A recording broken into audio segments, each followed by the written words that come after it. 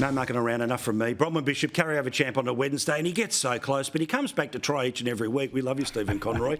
Here to help. All right. I want to ask you both a question. That is the same question that we've all been asked privately in the past little while, depending on a poll, a bookie, a sense, a reaction in your gut. Is this election over, Stephen Conroy? Do you think that the bottoming out, the build back, the momentum, so now it's a conversation between minority and majority, not a conversation about first terming? Look, I'm certainly not in the we can win a majority camp yet. I think Peter Dutton's had just a very tough, some would say a horror 4 or 5 weeks. I think he stabilised the ship on Tuesday night. I think he was solid. I think there were no knockout blows. And I think he's, rebalanced his campaign and now has a chance to take it forward. I mean, people forget Albo had a shocking first week before he caught COVID in the last election. So it is possible to recover from a tough few weeks.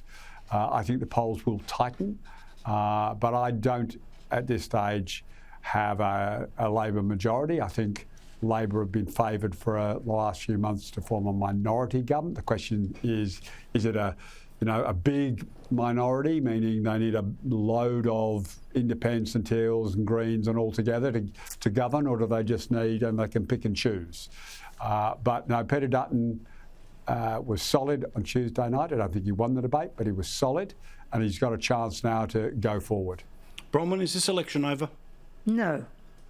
And there's always the possibility of Albo yet again making a big slip up. He got narky today. That's not a good sign. He's been sweetness and light till now. So, no, it's certainly not over. What about your sense about coalition supporters and their sense of, where they were a month ago versus where they are now? What do you say to them? Well, I've been talking to them. And interestingly enough, just in my local patch, I had somebody ring up and say, can we have some cornflakes in our garden, please? Right, they've had enough of the teal. And by the way, I'm going to talk to a couple of neighbours, they might like them too, and they did. Yeah, good. So there is a feeling that people want change. They want to know that it can get better. And that's the job that both Dutz and Angus have to get out there. Now, I thought the debate tonight was very interesting. I thought the tenor of the voices and what was said counted. From the Treasurer, the snake charmer, we got the usual snake oil salesman pitch. Oh, but let's have a respectful the same debate. words. I mean, but let's have a respectful It just makes me get angry to watch it. And how come the same shibboleths? It's a commentary on what's going on. There's nothing in there that you can take out as a concrete noun that says something positive. It's adjectives, it's adverbs, it's abstract nouns. It just makes me angry. Yeah, Stephen, what do you think of that as a contest? I mean, again, right, hardcore economic conversation, people with the economics degree like yourself, you can have it. Obviously, it's a different one than a leaders' debate, but I like Ross Greenwood kind of making it uncomfortable for both of them at times. But I also think that to me, the personality of Chalmers became very clear, and at times the weakness of Taylor became clear. I think that's a good description. Ross certainly unsettled both of them. I'm biased by definition. I think Jim did a very solid job, and he really presented Labor's credentials. I think Angus has had a bad few weeks, probably even longer. I don't think he's put out enough policy. I think he's exposed on making claims around how he's going to somehow get gas to mysteriously move from Queensland to the state of New South Wales and Victoria without any costing on it, which I think is a legitimate criticism. How does he actually get the gas from Queensland when he's reserved it into the New South Wales and Victorian markets so he can help lower prices, as he claims? I think he's got a serious hole there. He does have a very serious hole in his nuclear policy. So he had a couple of really tough ones to defend, but to give him credit, I thought he did a very solid job as well. I thought that was the best performance I've seen from Angus in many, many, many months. Oh, I agree. One of the most important things about it is getting the argument out that the cut in the tax on petrol is here, it's now, it's immediate, and it does relieve for 12 months. The cost of living. For 12 months. Peter Dutton said last night he'd have a look at it again and make Now, let me give you an example. Stephen. Let me give you an example. Say you're going to do it. Don't hide the costings. A friend just of say mine you will was do it. in a garage the other day, and in came a prime mover. To fill up that prime mover cost $2,500 with diesel. Now, the cut to the cost, take that 25 cents or somewhere, my maths may not be the greatest, but it's around $350. Every time he fills up that truck is moving your food, it's moving cattle, it's moving sheep, it's moving produce, it moves, as I've said often before, for 12 months. The apple, Doesn't mean it's not effective. It's not the point. It brings it down immediately. It's an immediate effect. People know it's just and a sugar that's hit. what people They're not want. full. It's not a sugar hit. So, The sugar hit- is that the case about the energy by the sugar rebate, hit. which is only for 12 more months? Stephen?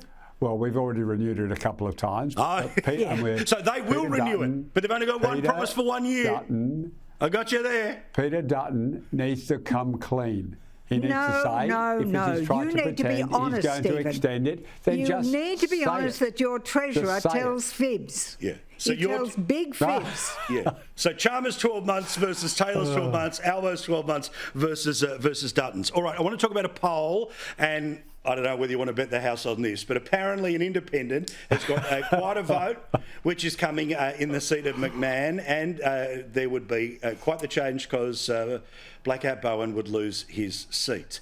Bronwyn, the numbers are that the ALP primary vote is apparently at 19, which is not true. The Independents is at 41, which is not true. And the Liberal Parties is at 20, which is not true. But this is not one of those Muslim votes candidates. This is somebody who's a little closer to the Dai Lee model. And we know that the Labor Party machine got beat. I think he's closer to Bronwyn. Yeah, well, this is it. But what's your thoughts here about whether, again, well, we're all talking nationally, 151 races, and the odd little surprise in a place like Western Sydney where a different type of candidate might be the one who they want to go with rather than the union boy from... Well, I think the nation would cheer Bloody oath. if it happened. And maybe even the Labor Party would cheer. Because what comes out of that man's mouth is just unbelievable. And this passion that says your energy is going to be cheaper because we are building poles and wires right across the nation. I mean, it justifies logic that every time there is greater so-called renewables put into the system, the cost of electricity goes up, not down. And yet we get this perpetual lie that the more we put in, the cheaper it will become. It just doesn't happen. So I think maybe everyone would be quite pleased if somebody else got the seat. Stephen, you've seen plenty of polls in your time. Would you be willing to, I don't know whether you do or don't have an affiliation with Sportsbet, but geez, there's quite a nod for a surprise in that seat.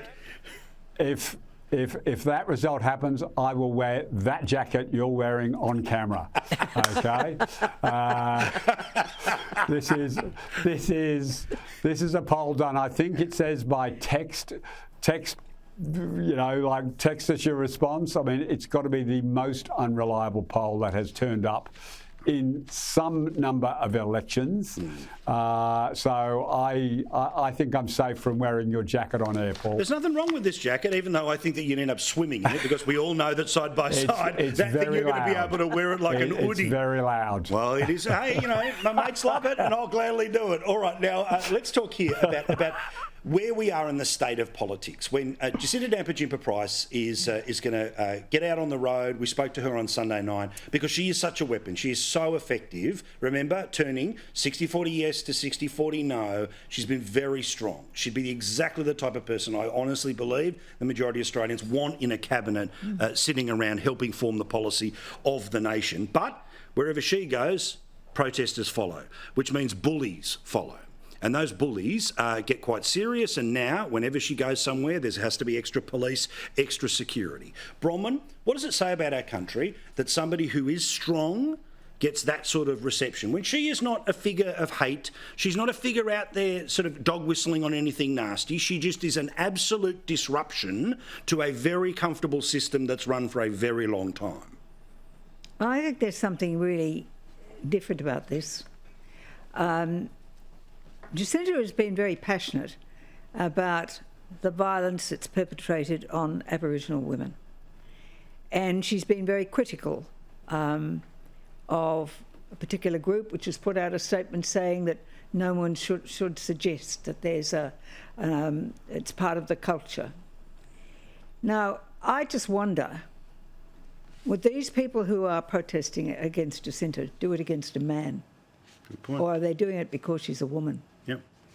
And I can't help thinking that that's true. It's a disgrace. It is an act And of I bullying think- and intimidation, no question. And threats against many candidates are through the roof. She is a woman of courage. Yeah, She has seen what happens in her communities. great point. She knows what is done, and she knows what has to be done to stop it happening. And I don't think the people who are protesting against her like that. Yeah, good point. And I think it's got nothing to do with the fact that she's a potential leader in this nation, that she's got a great ability to contribute right across so many issues. I think she's being singled out because she's an Aboriginal, a woman of Aboriginal descent. Yeah. All right, guys. I'm out of time. Longer next week, I promise. All right. That means me less rattling at the start, but I do love a chat each and every week with both of you. Thank you, Stephen. You got so close, but alas, carry over champ as always, Bronwyn Bishop.